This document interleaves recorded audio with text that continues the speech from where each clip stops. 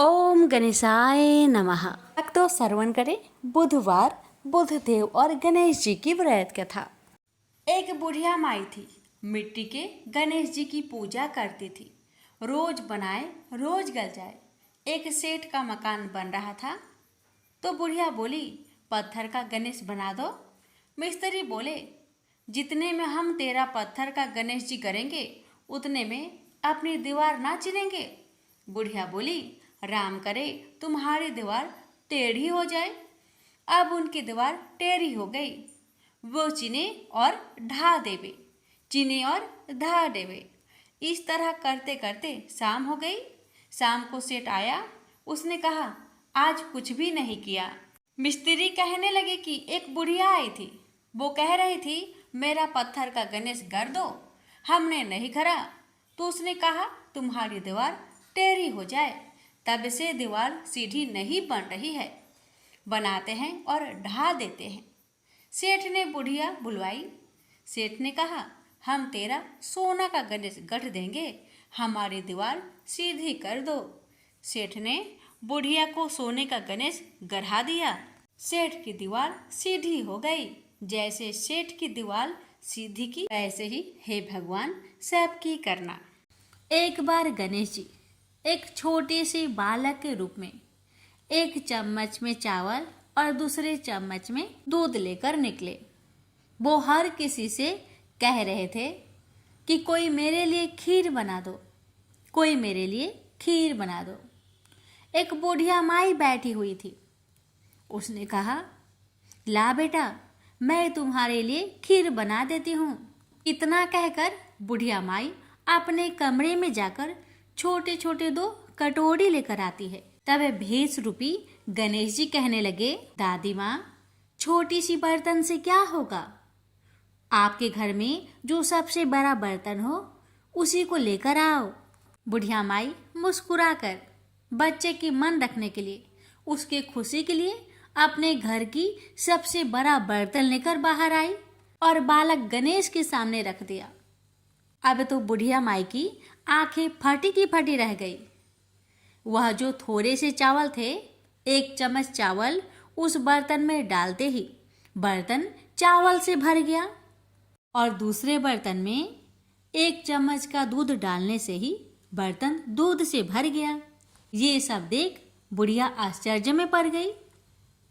अब इतना होने के बाद भेष रूपी गणेश जी कहते हैं, दादी माँ, मैं नहाकर आता हूँ, आप खीर को बनाकर तैयार कर लो। जब बुढ़िया माई बड़े ही प्यार से खीर को बनाया, बूढ़ी माई के पोते पोती खीर खाने के लिए रोने लगे। बुढ़िया ने कहा, गणेश जी, आपके भोग लगे। इतना कहकर चूल्हे में थोड़ी सी खीर डाली और अपने दोनों बच्चों को कटोरी भर भर कर खीर दे दिया। बूढ़ी माई की पड़ोसन ऊपर से देख रही थी तो बुढ़िया माई ने सोचा ये पड़ोसन जरूर चुगली कर देगी। तो बुढ़िया माई ने उसे भी 1 कटोरा खीर भरकर उसे भी पकड़ा दिया। अब होता है ये कि बेटे की बहू चुपके से आई और 1 कटोरा खीर लेकर बड़े प्रेम से खाई और कटोरा को चक्की के नीचे छुपा दिया। अभी भी गणेश जी नहीं आए थे। बुढ़िया माई को भी भूख लग रही थी। बेचारे वो भी 1 कटोरा खीर भरकर किवाड़ के पीछे बैठकर एक बार फिर कहा, हे गणेश जी, आपको भोग लगे, ऐसा कहकर खाना शुरू कर दिया। तभी गणेश जी आ गए तो बुढ़िया माई कहने लगी, आजा रे गणेशिया, खीर खा लो, मैं आपके ही राह देख रही थी। गणेश जी ने कहा, दादी माँ, मैंने खीर पहले ही खा ली है। तो बुढ़िया माई ने कहा, कब खाई? गणेश जी कहने लगे, जब आपके पोते पोती ने खीर खाई तब मैंने खाई थी, जब आपकी पड़ोसन ने खाई थी तब भी मैंने खाई थी, और जब बूढ़ी माँ आपकी बहू ने खाई तब भी मैंने खाई थी, और अब जब आप खा रही हो तो मेरा पेट पूरी तरह से भर गया है। तो बुढ़िया माई कहने लगी, बेटा, तुम्हारी सब बात सच है, पर मैं कैसे मानूं? कि मेरी बहू ने खीर खाई? बेचारी सुबह से काम में लगी रही है, तो फिर उसने कब खाई? गणेश जी ने कहा, चक्की के नीचे जाकर देख, जूठा कटोरा पड़ा है जो तेरी बहू ने खाकर छुपा के रखी है, और तूने तो मेरे लिए भोग भी लगाया था और तुम्हारी बहू ने वैसे ही खा गई। बूढ़ी माई ने कहा, बेटा यह घर की बात है, घर में ही रहने दो। अब बताओ कि बची हुई खीर का मैं क्या करूं? भेषरूपी गणेश जी ने कहा, नगरी जिमा दो। बुढ़िया ने पूरी नगरी जिमा दी, लेकिन फिर भी गणेश जी की कृपा से खीर पूरा की पूरा भरा ही था। राजा को पता लगा कि बुढ़िया के पास जादुई बर्तन है, तो राजा ने बुढ़िया माई को महल में बुलवाया और कहा, क्यों रे बुढ़िया, यह खीर वाली बर्तन तुम्हारे घर में शोभा नहीं देता है, ये तो हमारे महल में शोभा देगा। तो बुढ़िया ने कहा, राजा जी अगर आपको खीर का बर्तन लेना है तो ले लो। अब तो राजा लालच में पड़कर बुढ़िया माई के खीर के बर्तन को मंगवा लिया। खीर के बर्तन महल में लाते ही कीड़े मकोड़े बिच्छू कचले हो गए और खीर से दुर्गंध आने लगी। यह देखकर राजा ने बुढ़िया से कहा कि हे बुढ़िया, क्या तुम जादू टोना जानती हो? ये खीर के बर्तन महल में आते ही कीड़े मकोड़े बिच्छू में बदल गए, ऐसा क्यों? मुझे बताओ। पहले तुम अपने खीर के बर्तन वापस ले लो, फिर मुझे सारी कहानी बताओ। राजा ने जैसे ही वह खीर वाली बर्तन बुढ़िया माई को दिया, वैसे ही बूढ़ी माई के हाथों से लगते ही वह खीर फिर से सुगंधित खीरों में बदल गया। ये देखकर राजा बड़े आश्चर्य में पड़ गया और बूढ़ी माई से कहने लगा, हे बुढ़िया माई, कृपा करके बताओ ऐसा चमत्कार कैसे? तो बुढ़िया माई ने कहा, हे महाराज, ये बर्तन मुझे गणेश जी ने दिया है और उन्हीं की कृपा से ये खीर के बर्तन खाली नहीं पड़ती। सारी कहानी बताकर बुढ़िया माई राजा से विदा लेकर अपने घर को चली आती है और गणेश जी से कहती है, हे गणेश जी, बची हुई खीर का मैं क्या करूं? गणेश जी ने कहा कि झोपड़ी की कोने कोने में खरा खोदकर गाड़ दो, उसी जगह सुबह उठकर वापस खोदेगी तो धन के 2 चाड़े मिलेंगे। ऐसा कहकर गणेश जी अंतर्ध्यान हो गए और जाते समय भगवान झोपड़ी को लात मारते हुए गए तो झोपड़ी के स्थान पर महल हो गया।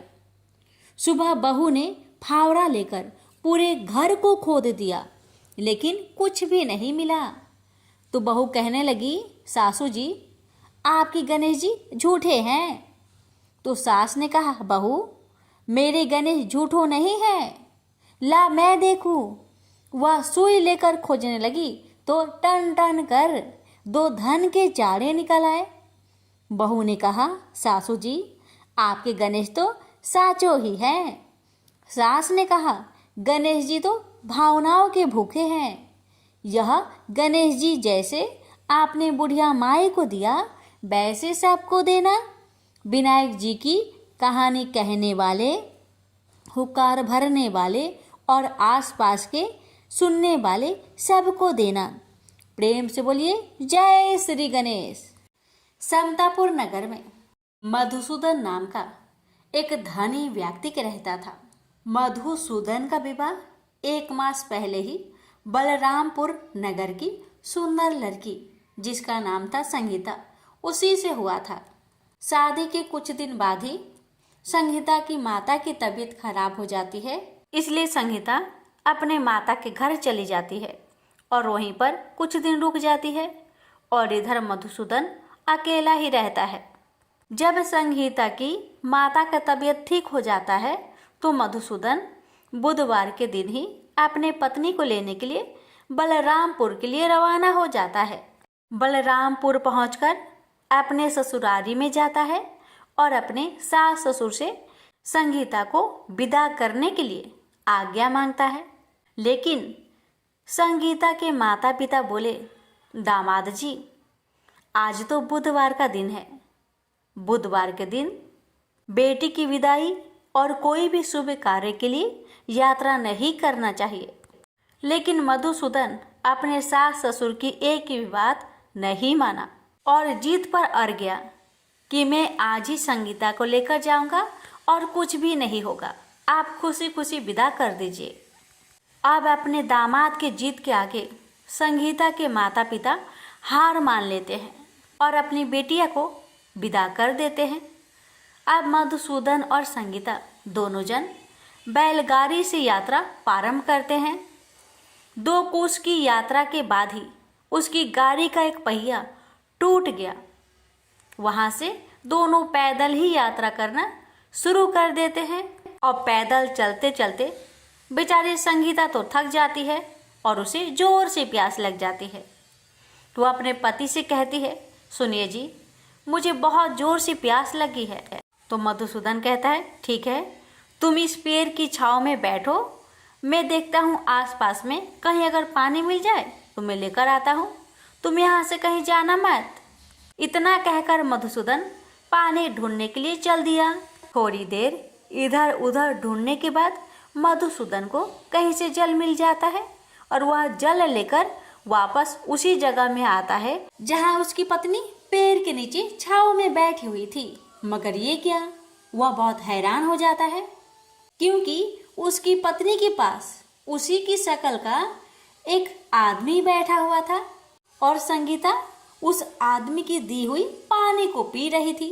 ये देखकर मधुसूदन चौंक गया। जब संगीता का नजर दूसरे मधुसूदन पर पड़ा तो बेचारी वो भी हैरान रह गई और दोनों में से असली मधुसूदन कौन है बेचारी अंतर न कर पाई।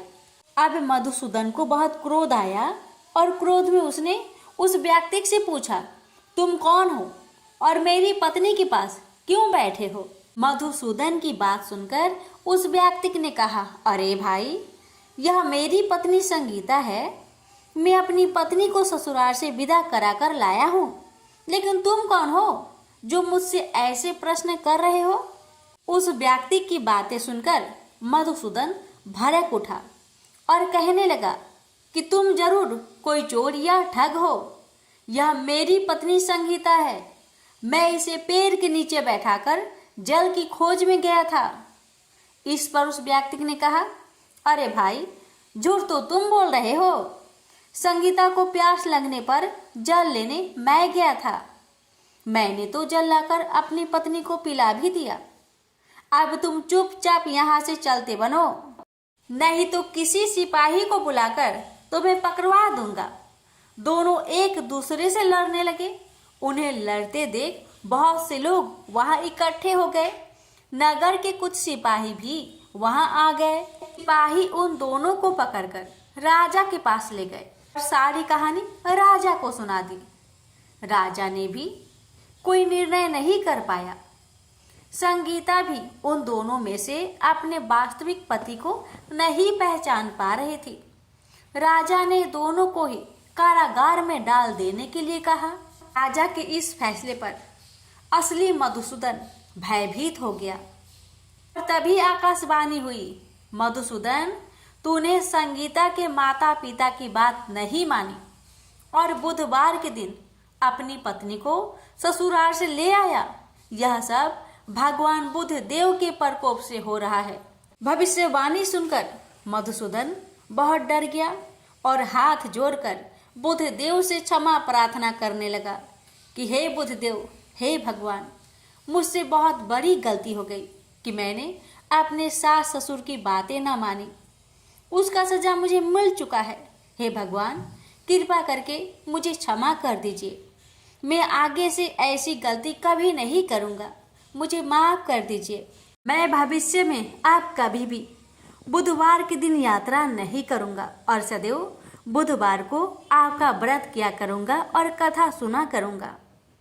मधुसूदन के प्रार्थना करने से भगवान बुद्ध देव उसे क्षमा कर देते हैं और तभी दूसरा व्यक्ति राजा के सामने से ही गायब हो जाता है। राजा और दूसरे लोग इस चमत्कार को देखकर हैरान हो गए। भगवान बुद्ध देव की इस अनुकंपा से राजा ने मधुसूदन और उसकी पत्नी को सम्मान पूर्वक विदा किया। कुछ दूर चलने पर रास्ते में उन्हें वही बैलगाड़ी मिल गई। बैलगाड़ी का टूटा हुआ पहिया भी अपने आप जुड़ा हुआ था। दोनों उसमें बैठकर समतापुर की ओर चल दिए। मधुसूदन और उसकी पत्नी संगीता दोनों बुधवार को व्रत करते हुए आनंद पूर्वक जीवन यापन करने लगे। इस तरह भगवान बुद्ध देव की कृपा से उनके यहाँ खुशियाँ बरसने लगी।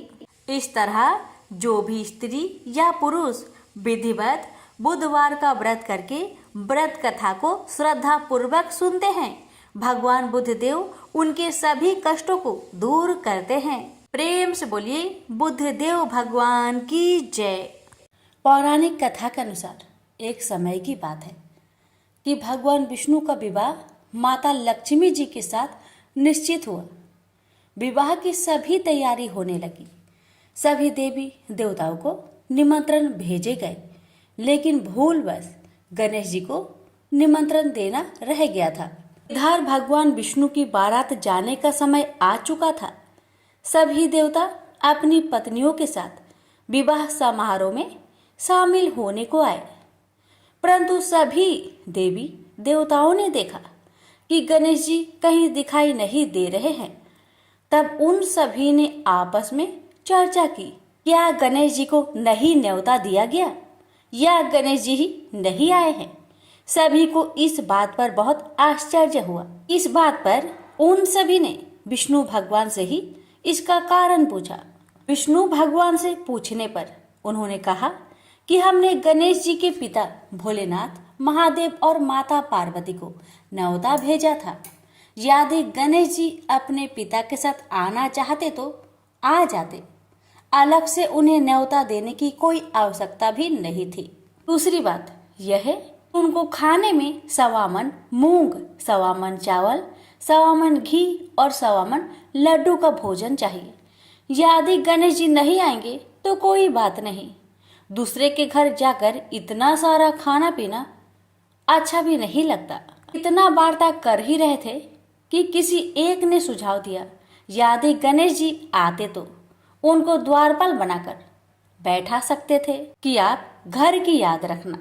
आप तो चूहे पर बैठकर धीरे धीरे चलोगे तो बारात में बहुत पीछे रह जाओगे। यह सुझाव सबको पसंद आ गया, तो फिर विष्णु भगवान ने भी अपनी सहमति दे दी। तब गणेश जी को निमंत्रण देकर आमंत्रित किया और उनको समझा बुझाकर घर की रखवाली करने को बैठा दिया गया। बारात चल दी। तब नारद जी ने देखा कि गणेश जी तो दरवाजे पर ही बैठे हुए हैं, तो वे गणेश जी के पास गए और रुकने का कारण पूछा। गणेश जी कहने लगे कि विष्णु भगवान ने मेरा बहुत अपमान किया है। नारद जी ने कहा कि आप अपनी मूषक सेना आगे भेज दो तो वह रास्ता खोद देगी, जिससे उनके वाहन धरती में धंस जाएंगे। तब आपको सम्मान पूर्वक बुलाना पड़ेगा। अब तो गणेश जी ने अपनी मूषक सेना को आदेश दिया, जाओ, और सेना ने जमीन पोली कर दी। जब बारात वहां से निकली तो रथों के पहिए धरती में धंसने लगी। आग कोशिश की परंतु पहिए नहीं निकले। सभी ने अपने अपने उपाय किए परंतु पहिए तो नहीं निकले, बल्कि जगह जगह से टूटने लगे। किसी को समझ में नहीं आ रहा था कि अब क्या किया जाए। तब तो नारद जी ने आकर कहा, आप लोगों ने गणेश जी का अपमान किया, जिस कारण यह विघ्न आ रहे हैं। यदि उन्हें मनाकर लाया जाए तो आपका कार्य सिद्ध हो सकता है और यह संकट टल सकता है। शंकर भगवान ने अपने दूत नंदी को भेजा और वे गणेश जी को लेकर आए। गणेश जी का आदर सम्मान के साथ पूजन किया गया। फिर रथ के पहिए निकलने लगे और यह संकट टल गया। अब रथ के पहिए निकल तो गए परंतु वे टूट फूट गए थे, तो उन्हें सुधारे कौन। पास के खेत में एक खाती काम कर रहा था। उसे बुलाया गया। खाती अपना कार्य करने से पहले श्री गणेशाय नमः कहकर गणेश जी की वंदना मन ही मन करने लगा।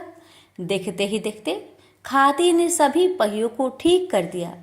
तब हाथी कहने लगा कि हे देवताओं, आपने सर्वप्रथम गणेश जी को नहीं मनाया होगा और न ही उनकी पूजन की होगी, इसलिए तो आपके साथ यह संकट आया है। मैं तो मूर्ख अज्ञानी हूँ, फिर भी पहले गणेश जी को पूजते हैं, उनका ध्यान करते हैं।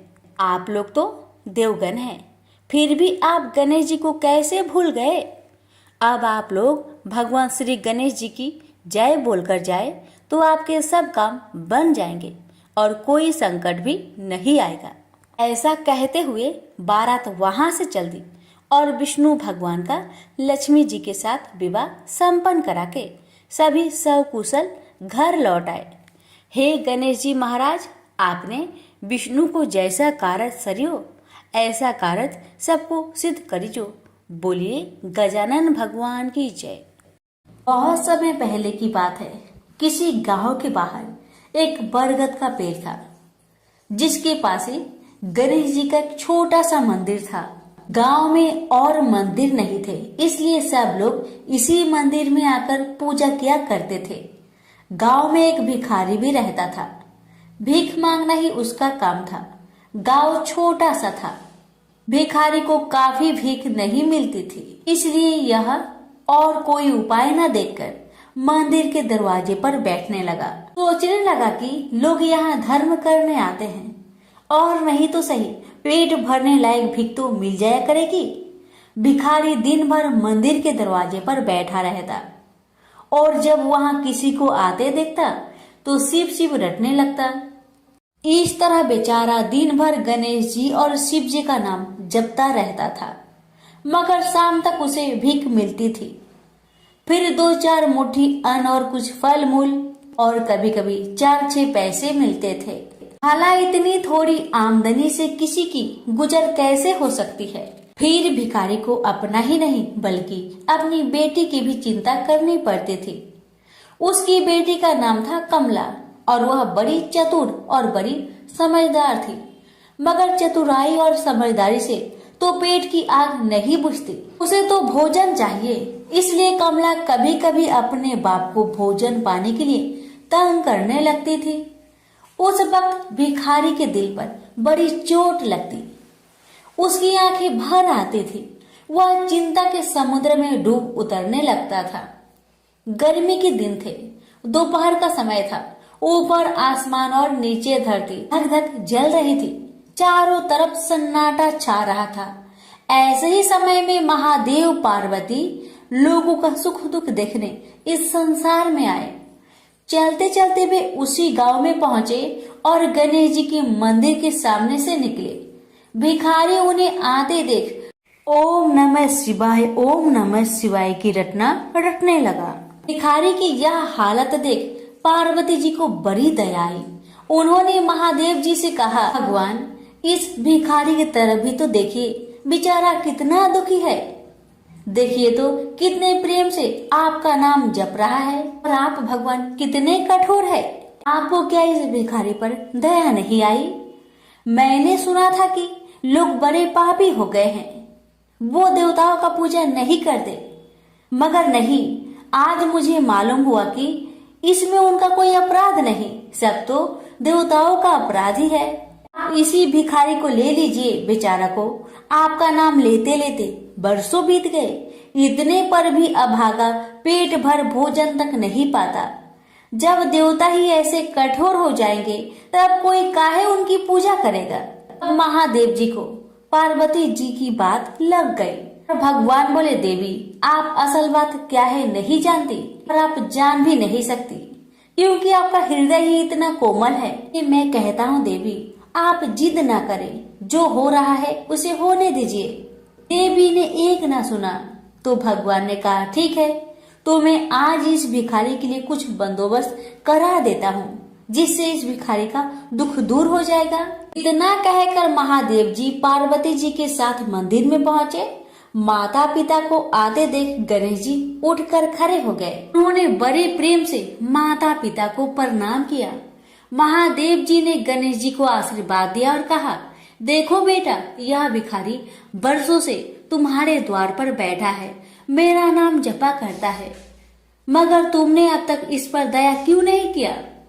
अब ऐसा कुछ उपाय करो जिससे इस बेचारे का दुख दूर हो जाए। गणेश जी ने हाथ जोड़कर उत्तर दिया, अच्छी बात है पिताजी, 7 दिन के भीतर उसका दुख दूर हो जाएगा। उसे कहीं न कहीं से 2 लाख रुपए मिल जाएंगे। गणेश जी का उत्तर सुनकर महादेव पार्वती आगे को चल गए। इसी समय एक बनिया मंदिर में पूजा करने आया था। वह आड़ में छिपा छिपा महादेव जी और गणेश जी की बातें सुन रहा था। उसने सोचा, ये तो बहुत अच्छा मौका है, यदि थोड़ी चतुराई से काम लूं तो सहज ही 2 लाख का मालिक मैं हो सकता हूँ। बस वह बड़ी खुशी से भिखारी के सामने पहुंचा और उसे प्रणाम कर एक तरफ बैठ गया।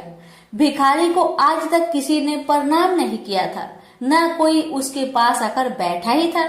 बनिए की इस काम से भिखारी ने समझा कि यह बेशक कोई भला मानुष है। वह मन ही मन प्रसन्न हुआ और बनिए से बोला, बाबा आप बहुत दयालु जान पड़ते हैं, कहिए मेरे पास आने की कृपा क्यों कर हुई? आप नहीं जानते मैं एक गरीब भिखारी हूँ। बनिए को तो अपना मतलब गांठना था। मीठेपन से बोला, आप भिखारी है? कौन कहता है कि आप भिखारी है? मुझे अच्छी तरह मालूम है कि आप एक पहुंचे हुए महात्मा हैं और आपके दर्शन से लोगों के पाप दूर हो जाते हैं। मैं भी आपके दर्शन करने चला आया हूँ। मुझे आपसे कुछ पूछना है, यदि आज्ञा दो तो पूछो। भिखारी खुशी से बोला, पूछिए। बनिया बोला, भला दिन भर आपको कितनी भीख मिल जाती है?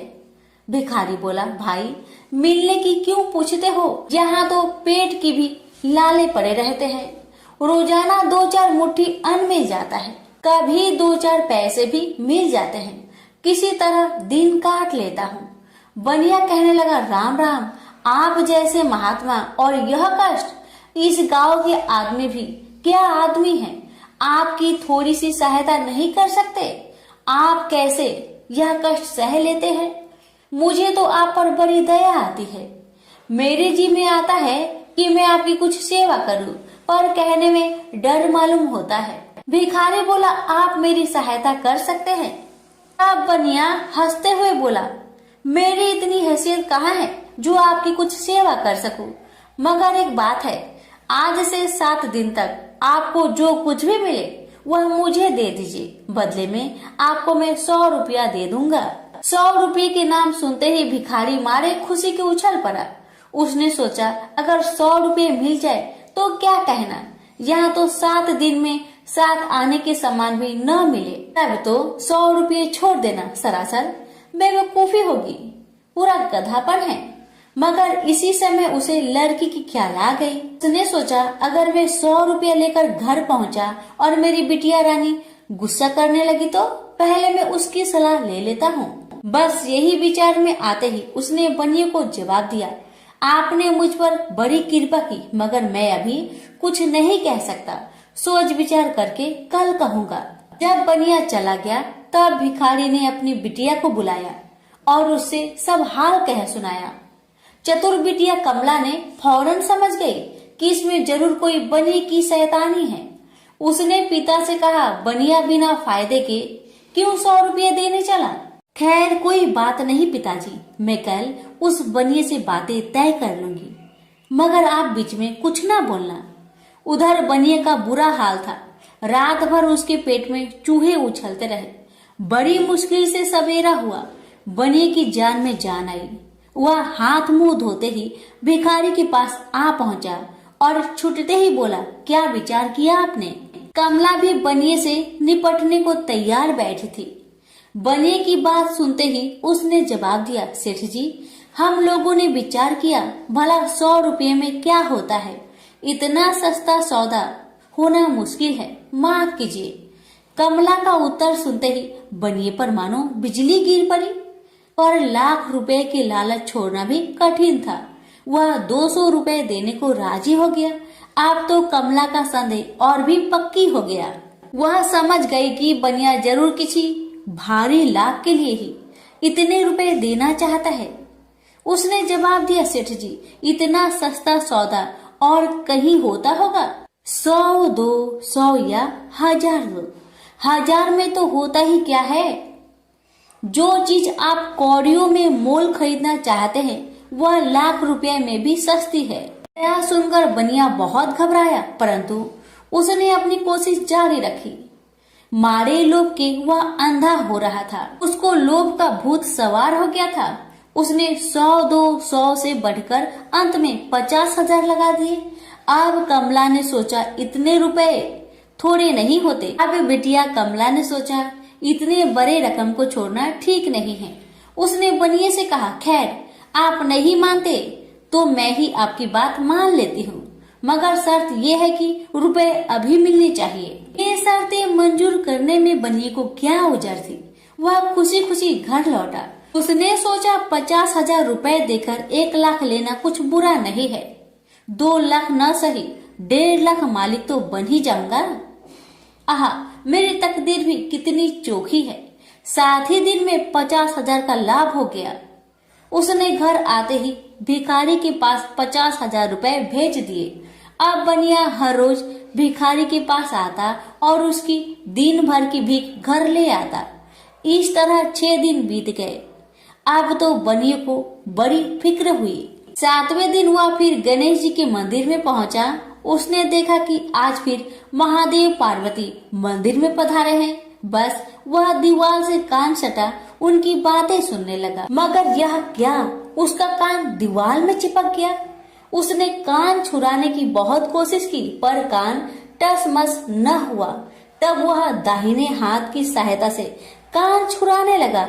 इतने में हाथ भी दीवार में चिपक गया। इधर महादेव जी ने गणेश जी से पूछा, बेटा इस भिखारी के लिए कुछ इंतजाम हुआ है? गणेश जी बोले, जी हाँ, उसे 50,000 रुपए तो दिलवा दिए हैं, बाकी के लिए बनिए को दीवार से चिपका कर रखा है। यह बनिया बड़ा लोभी कंजूस है। इसने गरीबों से एक एक के 4-4 वसूल कर अपना घर बनाया है। रुपए वसूल करने में इसने गरीबी पर दया नहीं की। उनके बच्चे भूखे मरते रहे, पर इसने 4 रुपए वसूल करके भी संतोष नहीं किया। इस तरह इसने 1 लाख रुपए से अपनी तिजोरी भर ली है।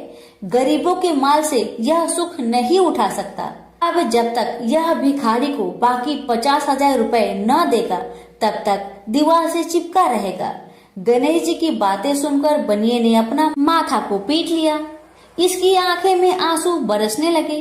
जब उसने घर से 50,000 रुपए मंगवाया और भिखारी को दे दिए, तब कहीं दीवार से उसका पीछा छूटा। से बोलिए गणेश भगवान की जय, उमापति शंकर भगवान की जय। जब परशुराम ने अपनी प्रतिज्ञा के अनुसार पृथ्वी को क्षत्रियों से रहित कर दिया था, तब वे अपने गुरु भूतनाथ के चरणों में प्रणाम करने और गुरु पत्नी अम्बा तथा उनके नारायण तुल्य दोनों गुरुपुत्र कार्तिकेय और गणनायक को देखने की लालसा से कैलाश पहुँचे। वहाँ उन्होंने अत्यंत अद्भुत कैलाशपुरी का दर्शन किया। अपने गुरु की उस दिव्य पुरी के दर्शन कर उनका नंदन आनंद विभोर हो गए। फिर उन्होंने शिव का 15 योजन ऊंचा और 4 योजन विस्तृत अत्यंत सुंदर आश्रम देखा। परशुराम वहाँ सबसे मिले और उन्होंने सबसे बात की। इसके बाद वे नंदीकेश्वर से आज्ञा प्राप्त कर प्रसन्नता पूर्वक आश्रम के भीतर प्रविष्ट हुए। कुछ ही आगे जाने पर महातपस्वी परशुराम ने बहुमूल्य रत्नों से निर्मित सैकड़ों मंदिर देखे। उन्होंने वहां का भीतरी द्वार देखा, जो नाना प्रकार की चित्रकारी से चित्रित तथा हीरे मोतियों की गुथी हुई मालाओं से अत्यंत शोभ्यमान था। परशुराम ने द्वार के बाएं भाग में अपने गुरुपुत्र कार्तिकेय को देखा और दाहिने ओर पार्वती नंदन गणेश तथा शिव पार्वती का अवलोकन किया।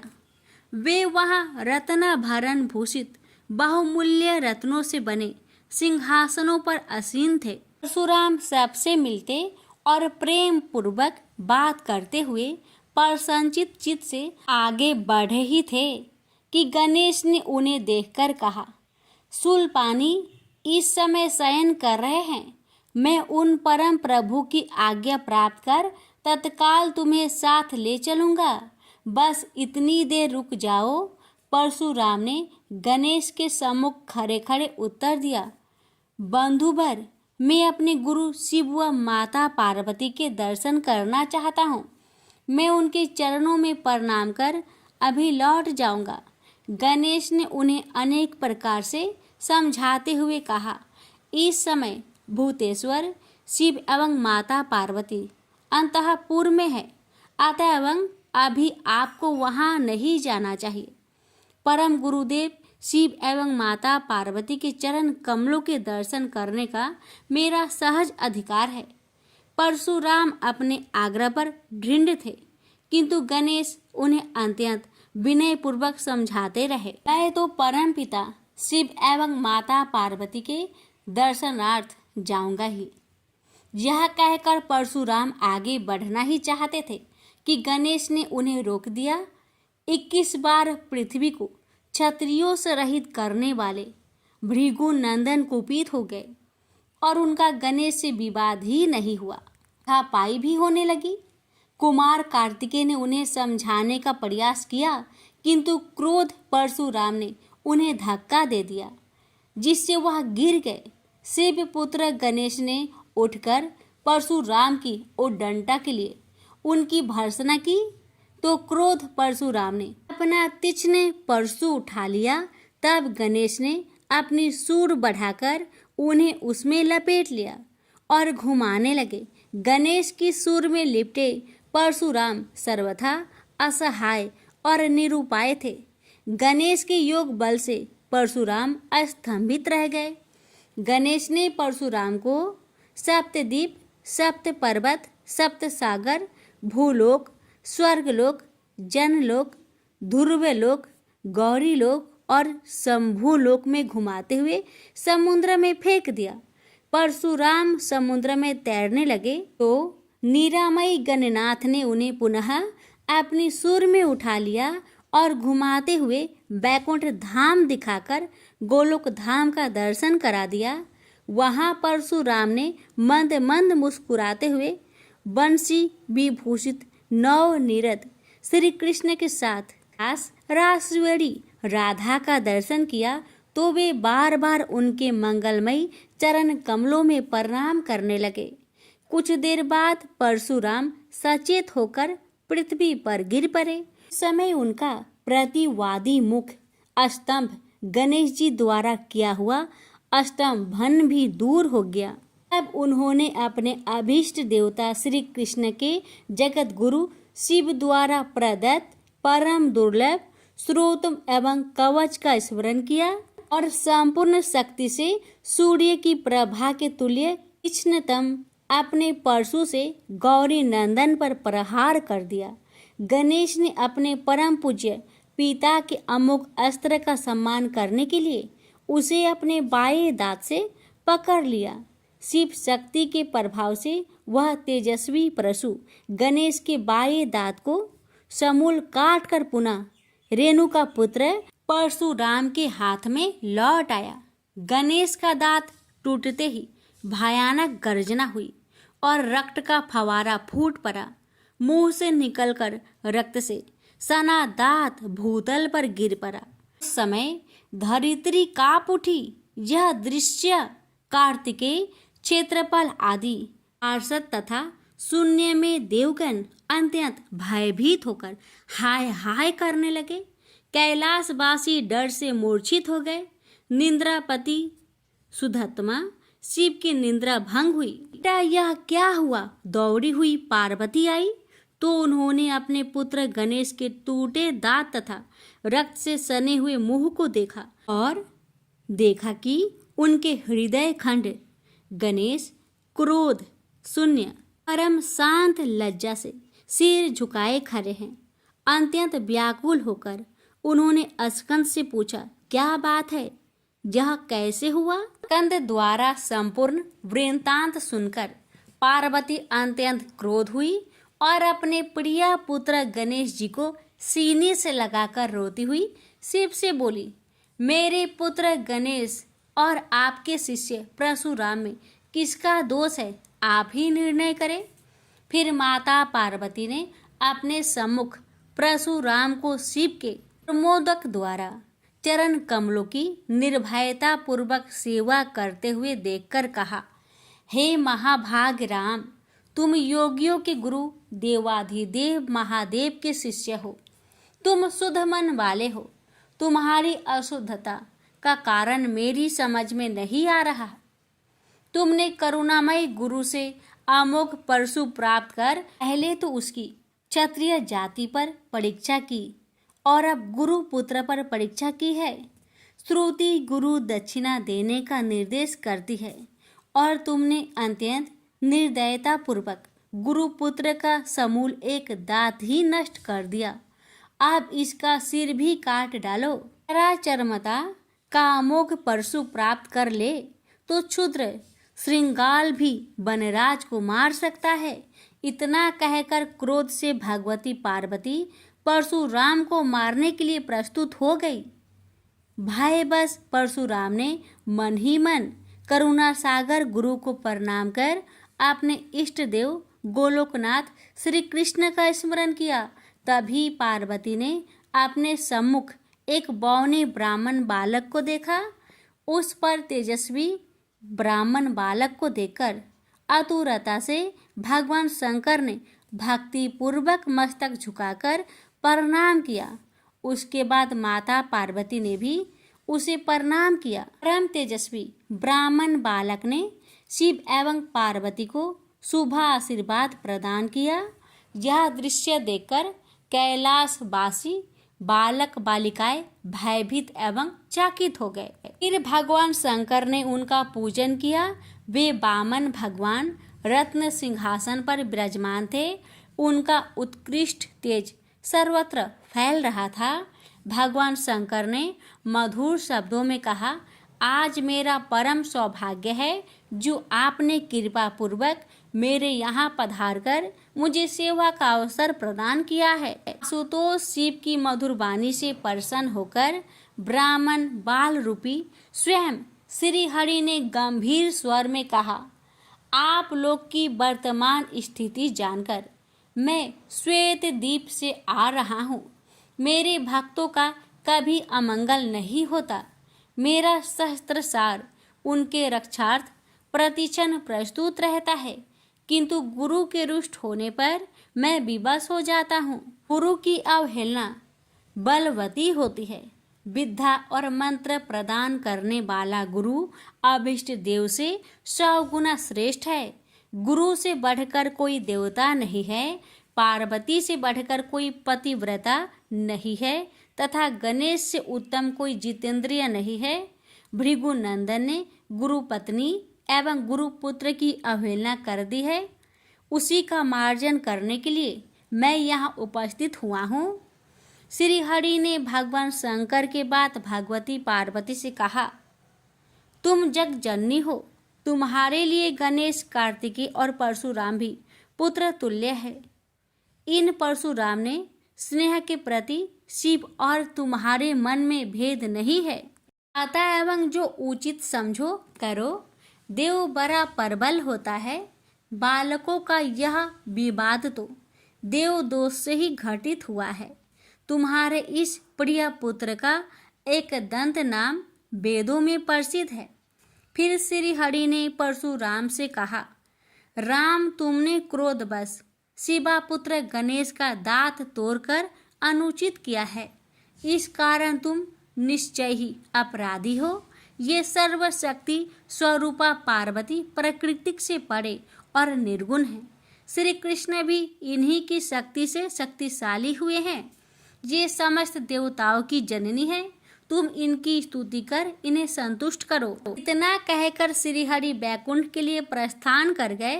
परशुराम ने भी स्नान कर शुद्ध वस्त्र धारण कर लिए। वह हाथ जोड़कर गुरुदेव के चरणों में प्रणाम कर सिर झुकाए जगजननी गौरी का स्तवन करने लगे। भक्तवर परशुराम के संपूर्ण अंग पुलकित थे और उनके नेत्र से नेत्र अश्रु प्रवाहित हो रहे थे। इस प्रकार करुण प्रार्थना करते हुए अंत में परशुराम ने कहा, जगजननी रक्षा करो, मेरे अपराध को क्षमा कर दो। भला कहीं बच्चे के अपराध करने से माता कुपित होती है? यह कहकर परशुराम ने माता पार्वती के चरणों में प्रणाम कर अत्यंत दुखी होकर रोने लगे। परशुराम की करुण प्रार्थना से करुणामयी पार्वती का हृदय द्रवित हो गया। उन्होंने प्रीतिपूर्वक परशुराम को अभय दान देते हुए कहा, बेटा अब शांत हो जाओ। आशुतोष के अनुग्रह से तुम्हारी सर्वत्र विजय हो। सर्वतरात्मा श्री हरि तुम पर सदा प्रसन्न रहे। गुरुदेव शिव में तुम्हारी भक्ति सुदृढ़ रहे। तुम अमर हो जाओ। इसी प्रकार दयामयी पार्वती ने परशुराम को आशीर्वाद दिया और वे अपने अंतपुर में चली गई। उस समय वहां श्री भगवान के मंगल नाम का उच्च घोष होने लगा। फिर परशुराम ने एकदंत गणेश का स्तवन किया और गंधे, पुष्प, धूप, दीप एवं तुलसी रहित नैवेद्य आदि से लंबोदर की प्रीति पूर्वक पूजा की। परशुराम ने भक्ति भाव से भाई गणेश को संतुष्ट कर माता पार्वती एवं कृपा सिंधु त्रिलोचन के चरणों में प्रणाम किया। फिर उन्होंने गुरु की आज्ञा प्राप्त कर प्रसन्नता पूर्वक वहां से प्रस्थान किए। प्रेम से बोलिए गौरी पुत्र गणेश भगवान की जय। हर हर महादेव। माता पार्वती की जय। एक समय की बात है, एक भाई बहन रहते थे। बहन का नियम था कि वह अपने भाई का चेहरा देखे ही खाना खाती थी। हर रोज वह सुबह उठती थी और जल्दी जल्दी सारा काम करके अपने भाई का मुंह देखने के लिए उसके घर जाती थी। एक दिन रास्ते में एक पीपल के नीचे गणेश जी की मूर्ति रखी थी। उसने भगवान के सामने हाथ जोड़कर कहा कि मेरे जैसा अमर सुहाग और मेरे जैसा अमर पिहर सबको दीजिए। यह कहकर वह आगे बढ़ जाती है। जंगल के झाड़ियों के कांटे उसके पैरों में चुभा करते जाते थे। एक दिन भाई के घर बहन पहुंची और भाई का मुख देखकर बैठ गई तो भाभी ने पूछा, पैरों में क्या हो गया है? यह सुनकर उसने भाभी को जवाब दिया कि रास्ते में जंगल के झाड़ियों के गिरे हुए कांटे पाँव में चुभ गए हैं। जब वह वापस अपने घर आ जाए तब भाभी ने अपने पति से कहा कि रास्ते को साफ करवा दो, आपकी बहन के पाँव में बहुत सारे कांटे चुभ गए हैं। भाई ने तब कुल्हाड़ी लेकर सारी झाड़ियों को काटकर रास्ता साफ कर दिया, जिससे गणेश जी का स्थान भी वहां से हट गया। यह देखकर भगवान गुस्सा हो गए और उसके भाई के प्राण हर लिए। लोग अंतिम संस्कार के लिए जब भाई को ले जा रहे थे तब उसकी भाभी रोते हुए लोगों से कही, थोड़ी देर रुक जाओ, उसकी बहन आने वाली है। वह अपने भाई का मुख देखे बिना नहीं रह सकती, उसका यह नियम है। तब लोगों ने कहा, आज तो देख लेगी पर कल कैसे देखेगी? रोज दिन की तरह बहन अपने भाई का मुंह देखने के लिए जंगल में निकली। तब जंगल में उसने देखा कि सारा रास्ता साफ किया हुआ है। जब वह आगे बढ़ी तो उसने देखा कि सिद्धि विनायक को भी वहां से हटा दिया गया है। तब उसने जाने से पहले गणेश जी को एक अच्छे स्थान पर रखकर उन्हें स्थान दिया और हाथ जोड़कर बोली, भगवान मेरे जैसा अमर सुहाग और मेरे जैसा अमर पिहर सबको देना। और फिर बोलकर आगे निकल गई। भगवान तब सोचने लगे, अगर इसकी नहीं सुनी तो हमें कौन मानेगा, हमें कौन पूजेगा? तब सिद्धि विनायक ने उसे आवाज दी, बेटी इस खेजड़ी की 7 पत्तियां लेकर जा और उसे कच्चे दूध में घोलकर भाई के ऊपर छींटा मार देना, वह उठकर बैठ जाएगा। यह सुनकर जब बहन पीछे मुड़ी तो वहाँ कोई नहीं था। फिर वह यह सोचने लगी कि ठीक है, जैसा सुना वैसा कर लेती हूँ। फिर वह 7 खेजड़ी की पत्तियां लेकर अपने भाई के घर पहुंची। उसने देखा वहां कई लोग बैठे हुए हैं। भाभी बैठी रो रही है और भाई की लाश रखी है।